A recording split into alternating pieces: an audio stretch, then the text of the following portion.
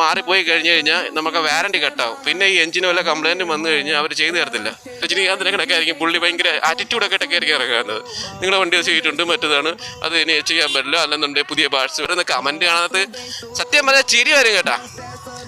നിങ്ങൾ വണ്ടി എടുത്ത് നിങ്ങൾ സർവീസ് ശരിയല്ല, അത് ശരിയല്ല, നിങ്ങൾ അടുത്തുള്ള ആ വണ്ടിയുടെ വേറെ ഷോറൂമുകൾ കാണും, അവിടെ കോൺടാക്ട് ചെയ്തിട്ട് നിങ്ങൾ അങ്ങോട്ട് മാറുക.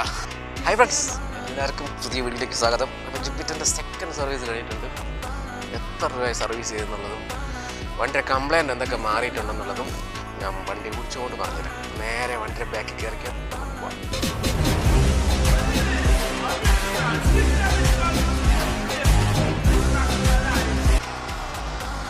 അപ്പോൾ വണ്ടിയുടെ സെക്കൻഡ് സർവീസാണ് കഴിഞ്ഞിട്ടുണ്ടായിരുന്നത്. മൊത്തം ടോട്ടൽ എമൗണ്ട് 814 രൂപയായത്. അത് എൻജിൻ ഓയിൽ 475, പിന്നെ ഗിയർ ഓയിൽ 70.